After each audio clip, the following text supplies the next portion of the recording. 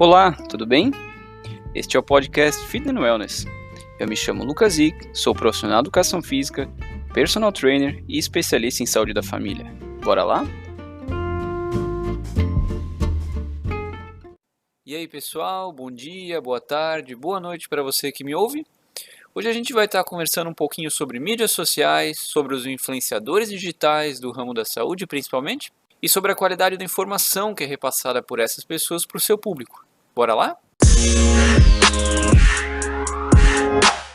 Então, gente, hoje eu acabei trazendo um estudo muito bacana sobre o tema de mídias sociais e saúde.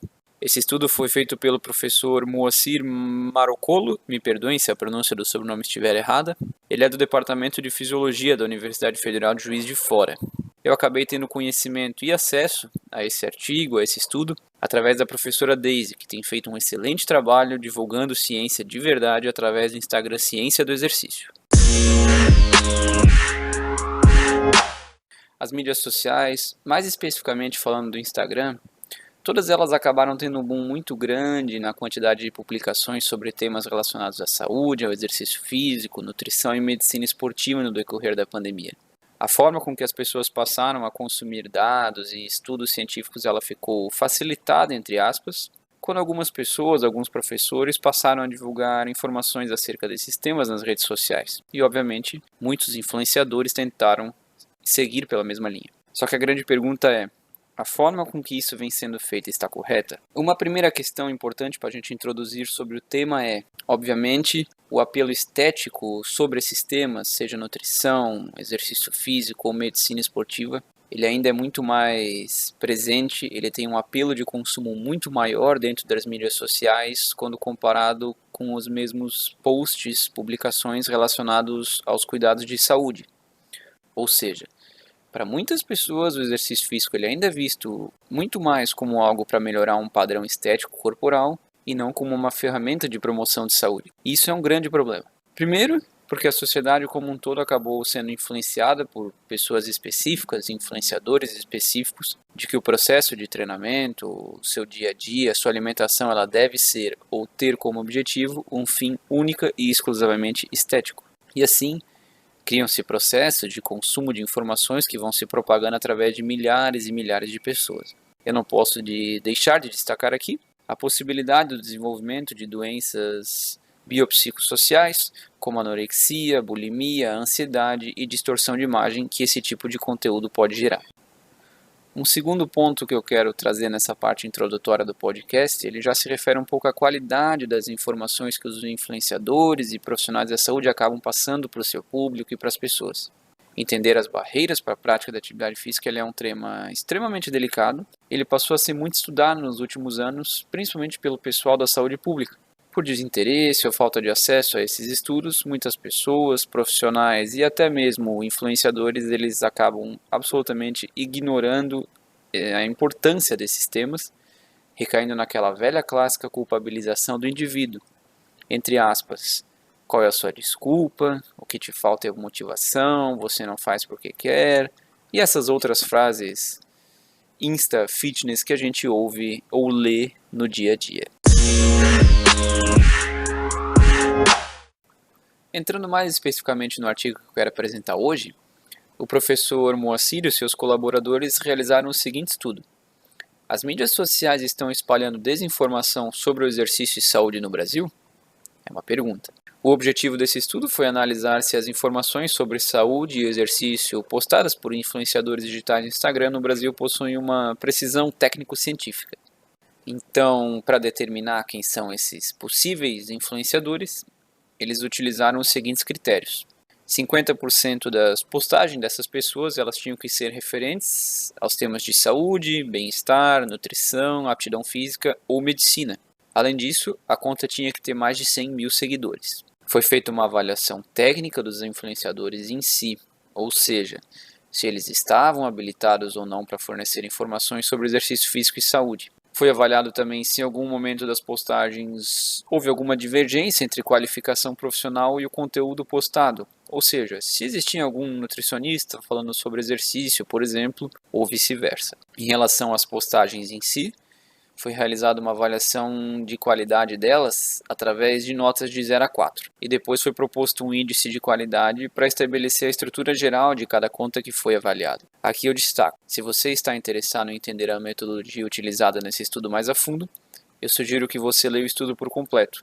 A referência está aqui na descrição desse episódio, e eu não vou me prolongar na descrição do método estatístico, porque senão o episódio vai acabar ficando um pouco mais longo do que eu desejo. O resultado dessa pesquisa: 33 contas acabaram tendo critérios para se classificar para o estudo. Juntas, elas atingiam mais de 30 milhões de seguidores. Somente aqui no Brasil, tá, gente? Dessas 33 contas, 8 dessas pessoas, ou gerentes, gestores dessas contas, não possuíam qualificação profissional alguma para falar sobre o tema, e o restante, 75,8%, possuíam pelo menos bacharelado em alguma área.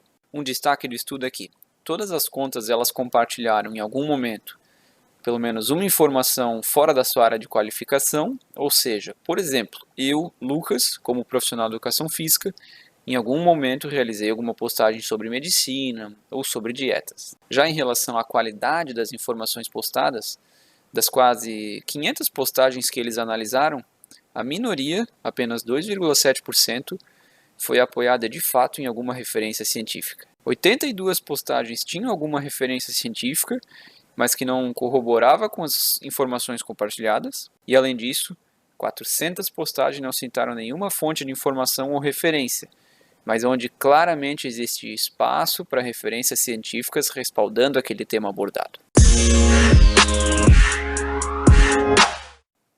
Voltando a destacar, pessoal, se você ficou interessado sobre o tema, sobre o artigo específico, eu sugiro que você leia ele na íntegra. O acesso é gratuito e o link está na descrição do podcast. Eu trouxe pequenos resumos dos resultados para não me prolongar demais no tempo e principalmente nos métodos estatísticos que foram utilizados.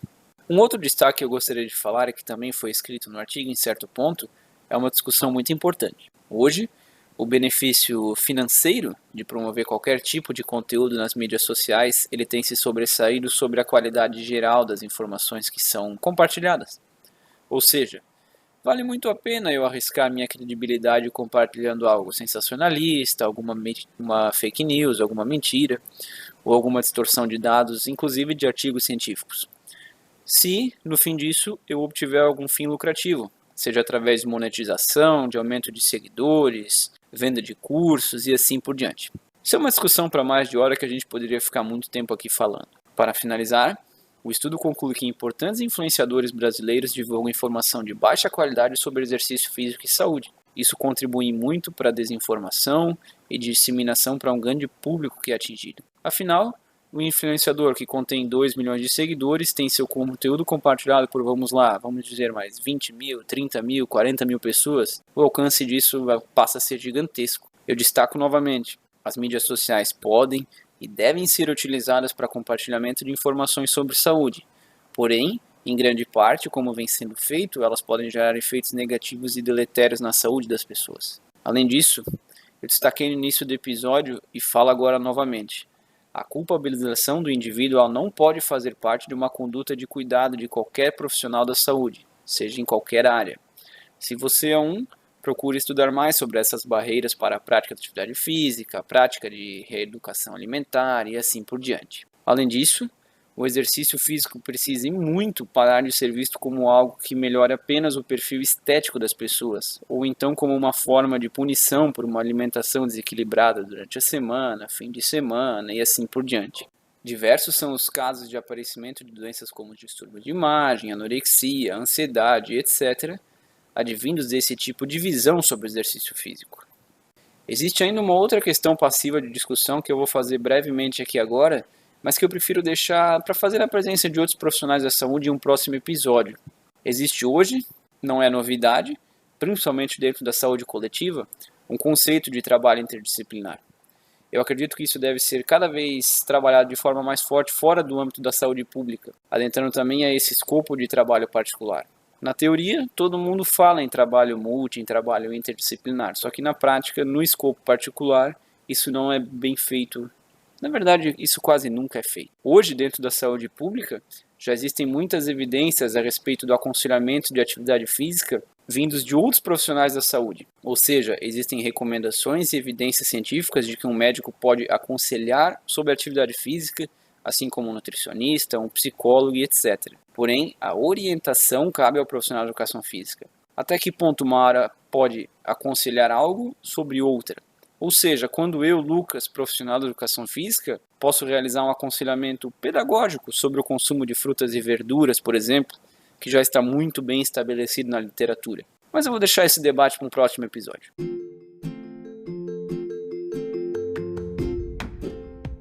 Então é isso, gente. Eu espero que vocês tenham gostado do episódio de hoje. Confesso que esse foi um dos que eu mais gostei de gravar. Não deixe de compartilhar com seus amigos, os seus familiares e o seu colega de treino. A saúde é melhor quando ela é promovida com ciência. Nunca duvide dela, desde que as fontes sejam confiáveis. A gente se vê no próximo episódio e até lá.